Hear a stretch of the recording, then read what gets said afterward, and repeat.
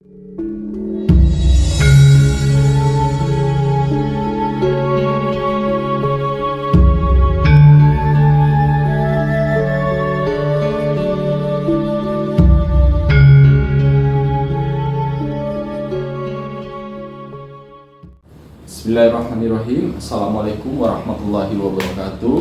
Waalaikumsalam warahmatullahi wabarakatuh. Kita masuk ke part kedua. Iya. Sang Prabu akan menjelaskan makna dari isi kitab kuno dari Jayabaya ini sesuai dengan perjalanan rohani Sang Prabu. Di sini memang membahas bukan dengan olah pikir, Iya. gitu ya Sang Prabu ya. Kita masuk ke petikan 125. Bila sewaktu-waktu menyebut namanya, tentu menimbulkan heboh. Namanya dapat membuat heboh. Yang menghebohkan adalah yang berteman iblis setan.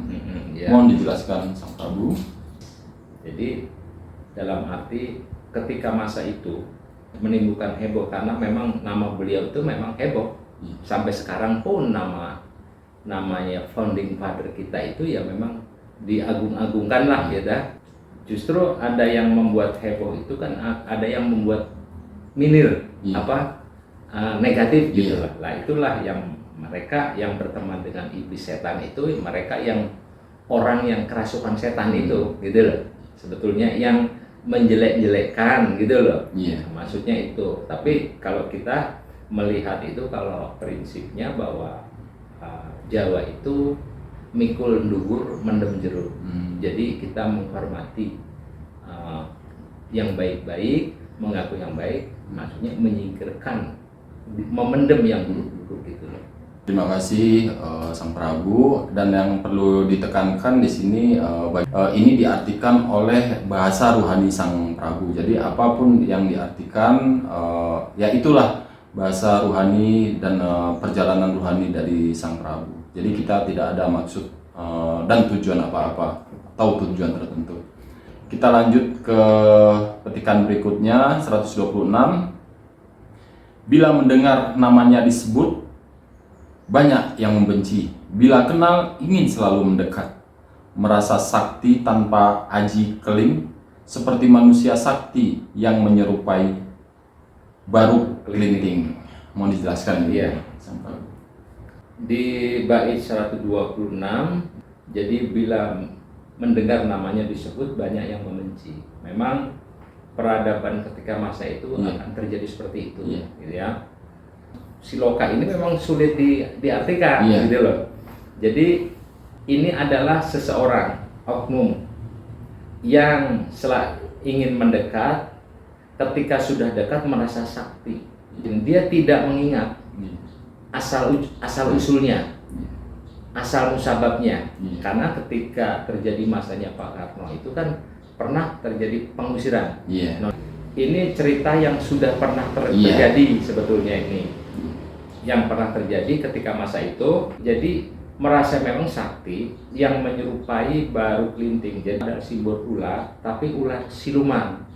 Nah, kalau ular di alam dunia yang seperti kita lihat, tapi kalau ular di alam halus itu seperti naga.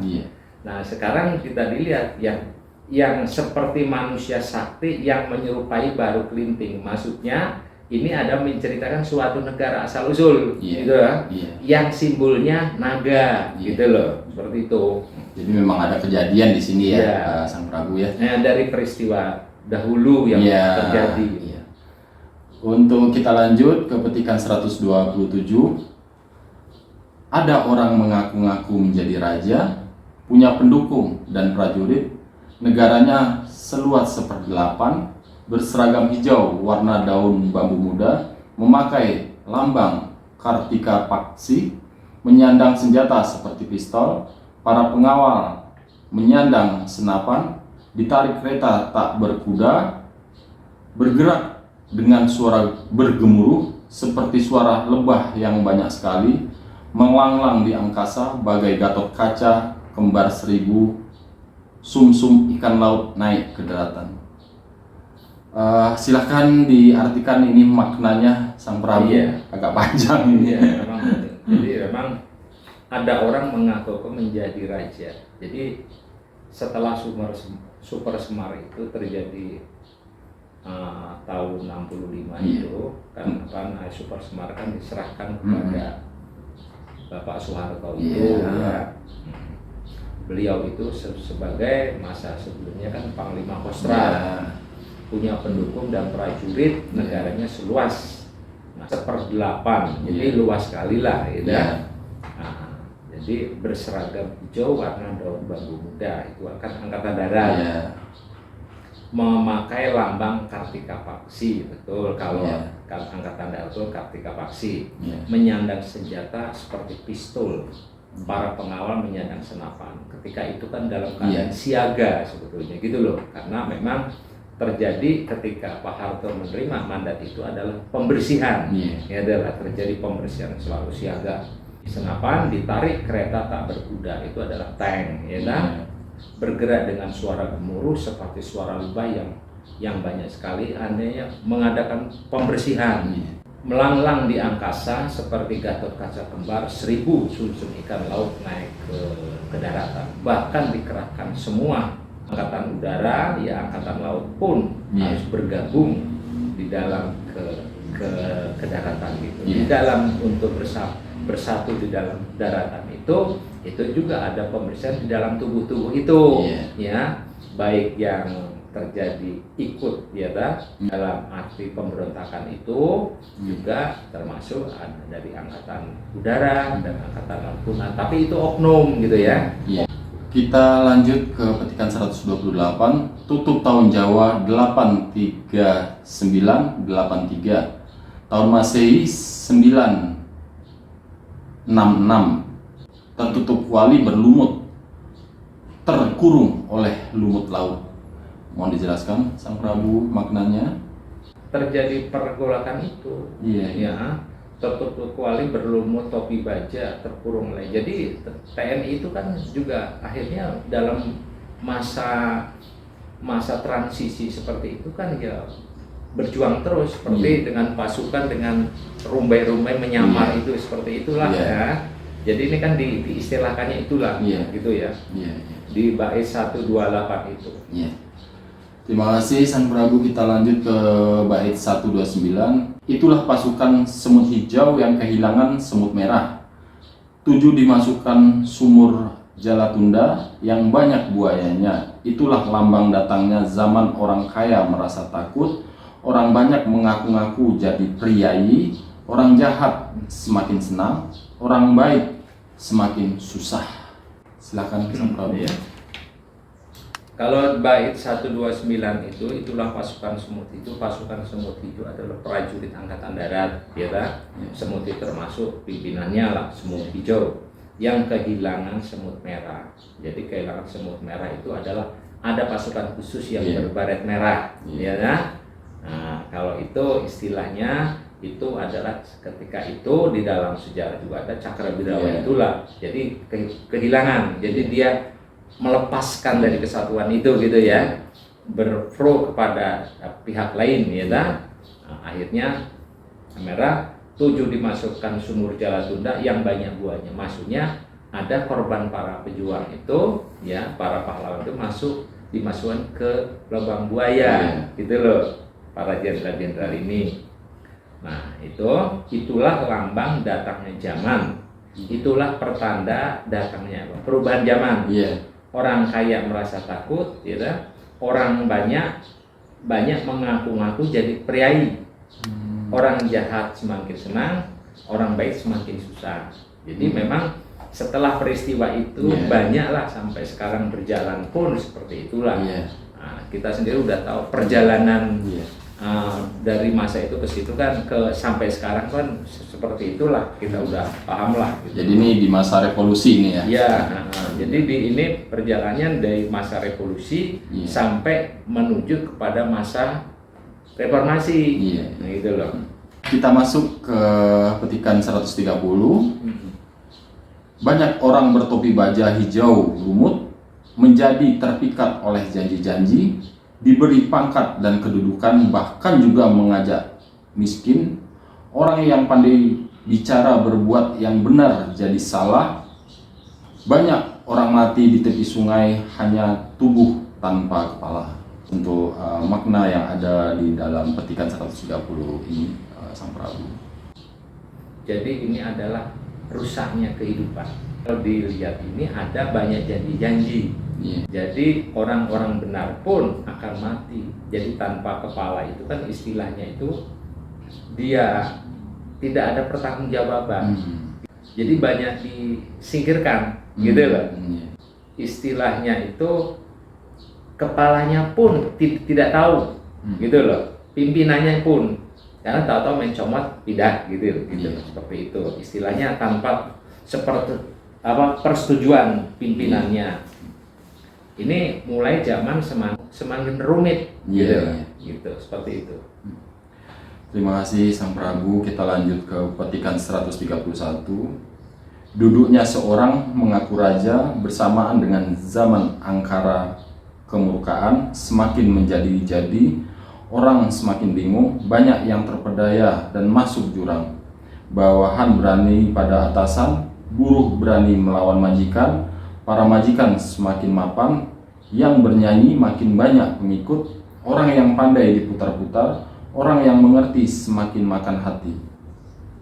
Mohon dijelaskan Sang Prabu. Ini setelah masa reformasi, sampai sekarang. Nah ini jadi masa reformasi sampai sekarang itu duduknya seorang mengaku raja, ya dari masa bersama dengan zaman angkara murka itu semakin menjadi-jadi daripada ketika masanya dahulu ya, masanya Pak Karno, masanya Pak Harto. Kemurkaan semakin menjadi-jadi, orang semakin bingung. Semakin bingung itu dia bingung macam-macam, bingung kebijakan, bingung keadaan kehidupan yang bagaimana, itu semakin bingung gitu loh, kebijakan juga tidak jelas gitu loh. Nah itu semakin banyak orang yang terpedaya dan masuk jurang.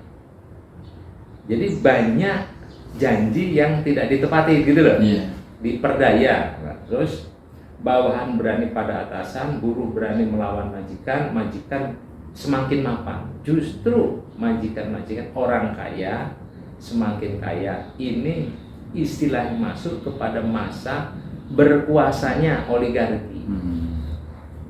Kapitalisme sudah merasuk gitu loh di dalam NKRI gitu. Tuh.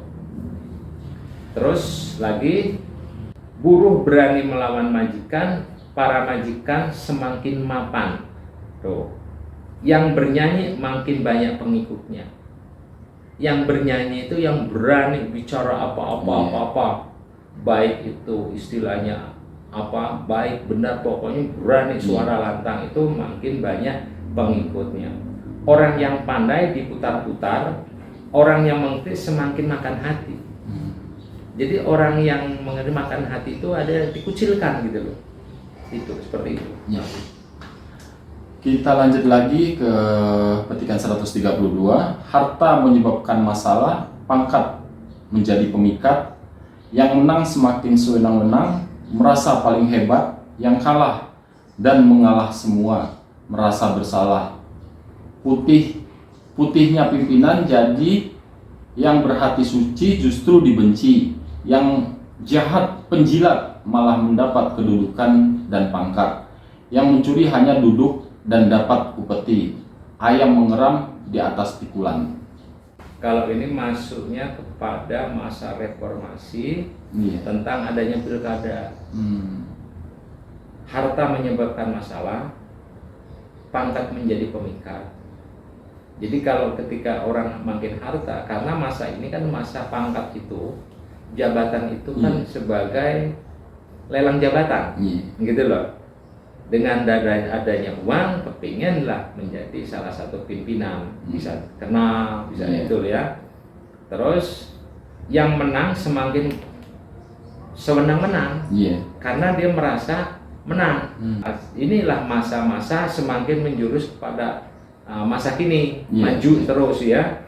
Harta menyebabkan masalah, pangkat menjadi pemikat, yang menang semakin sewenang-wenang. Jadi merasa dia menang karena biayanya banyak, makanya dia sewenang-wenang, sewenang-wenang atas kebijakan, gitu loh, sewenang-wenang. Merasa paling hebat, karena sewenang-wenang, merasa paling hebat, dia biayanya banyak, modalnya banyak untuk mengibaratnya, nah dia merasa paling hebat lah. Terus yang kalah dan mengalah semua merasa bersalah. Jadi yang kalah itu tetap dipersalahkan gitu loh. Dia kalah gitu loh. Menjadi yang tersudutkan lah. Nah, patihnya pimpinan judi yang berhati judi justru dibenci. Jadi patihnya itu kan wakilnya gitu. Karena memang pilkada itu kan sama wakil sama pimpinan. Nah, patihnya pimpinan judi yang berhati judi justru dibenci, yang jahat penjilat malah mendapat kedudukan dan pangkat. Jadi orang-orang yang munafik itu yang mendapatkan posisi yang prinsipnya ABS, asal bapak senang, gitu lah. Yang mendapat kedudukan dan pangkat, yang mencuri hanya duduk dan mendapatkan upeti. Yang mencuri. Nah, ini kan yang mencuri hanya duduk dan dapat upeti. Dengan kebijakan itu merongrong keuangan negara, banyaknya korupsi itu, cukup duduk kan, upeti datang gitu. Ayam mengeram di atas pikulan. Jadi ayam mengeram di atas pikulan ya sebetulnya tinggal nunggu saja gitu loh. Jadi ayam mengeram di atas pikulan. Biasanya umumnya kalau ayam mengeram di mana? Di kandang. Di kandang. Dia di atas pikulan. Nah, yang lain bekerja berat, derita lah ya. Derita. Bersenang-senang di atas derita rakyat. Iya. Gitu. Jadi dia berbahagia di atas penderitaan orang lain gitu loh maksudnya. Kita masuk ke petikan 133. Garong makin kurang ajar, rampok makin merajalela, pengayom memfitnah yang diasuh, penjaga mencuri yang dijaga, penjamin malah minta dijamin karena menjadi korban orang jahat dan jahil. Orang kecil semakin terkucil. Mohon dijelaskan, Sang Prabu. Ya ini sudah era masa kini. Kalau ini udah jelas ya. Mungkin ada sebagian garong semakin kurang ajar. Garong itu merampok, korupsi, koruptor, kurang ajar, rampok makin merajalela, dan korupsi sudah merambah di mana-mana. Pengayom memfitnah yang diasuh. Yang diasuh itu kan rakyat, gitu ya. Jadi pengayom itu kita tidak menyebutkan institusi ya. Nanti kurang baik. Pengayom memfitnah yang diasuh, jadi pengayom harus mengayomi rakyat, ya. Penjaga mencuri yang dijaga, penjamin malah minta dijamin. Ya, itulah penjamin, karena penjamin itu adalah bisa saja dikatakan investor, ya. Minta dijamin karena menjadi korban orang jahat dan jahil. Minta dijamin, jadi minta dijaminnya dikhawatirkan dia. Jadi dikhawatirkan kita ketika, makanya seperti investor pun sama, minta penjamin, minta dijamin gitu kan. Minta dijamin keamanan dan kalau terjadi hal-hal, jadi sebetulnya ini kiasannya tuh justru investor tuh malah sewenang-wenang. Jadi kalau bahasa ini, jadi mintanya harus dituruti, mau saya menjamin ini gitu ya, investor bisa gini, pokoknya saya minta gini. Malah justru orang kecil semakin terkucil. Karena apa? Karena yang terjadi itu malah justru mereka tuh penjamin minta dijamin itu memberi investor bukan orang-orang kita yang sebagai pekerja, tapi malah orang-orang asing yang datang. Nah, kita makin semakin terkucil, orang kecil loh. Terima kasih penjelasan Sang Prabu. Di sini memang khasanah dari pendapat ilmu rohani dari Sang Prabu. Jadi sekali lagi tidak ada maksud tertentu atau tujuan tertentu. Jadi Sang Prabu hanya menjelaskan apa makna dari kitab kuno Jayabaya ini menurut perjalanan rohani Sang Prabu dan ilmu rohani dari Sang Prabu. Kita lanjut ke petikan berikutnya, itu 134.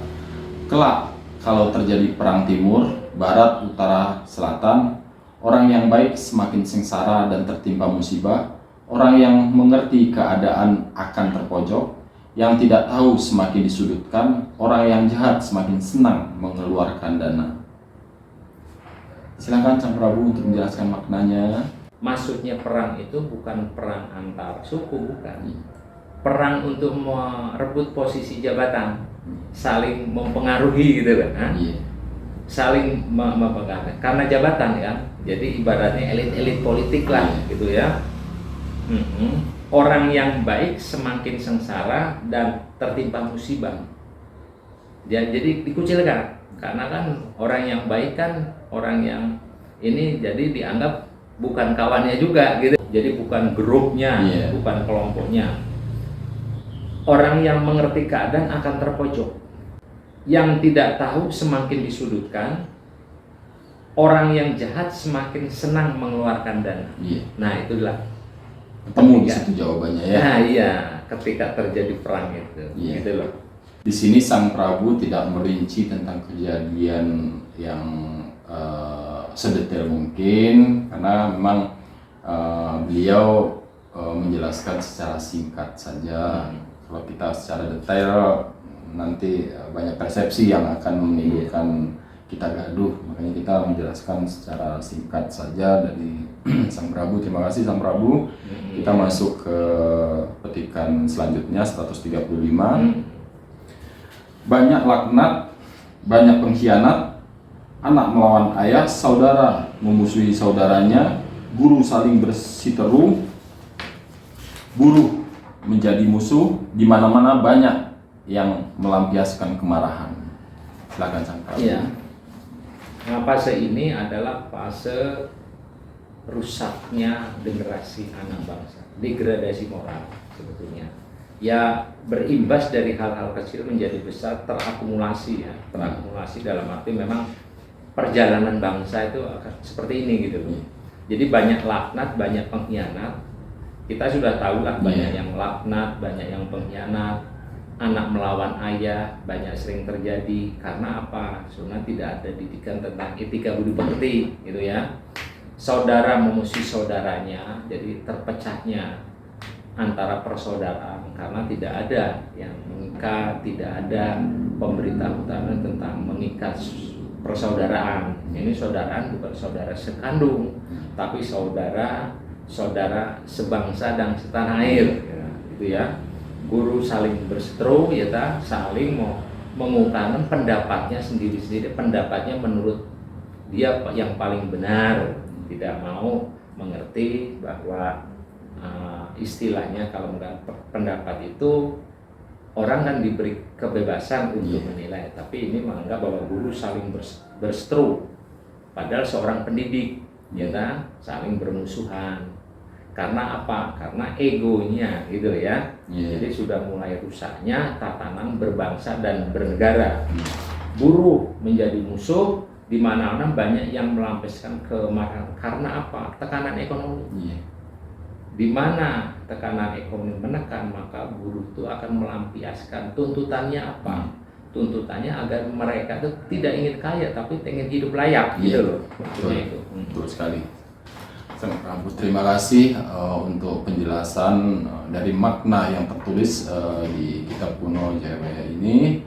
Untuk part ini kita sudahi dengan ucapan Alhamdulillahirabbil alamin.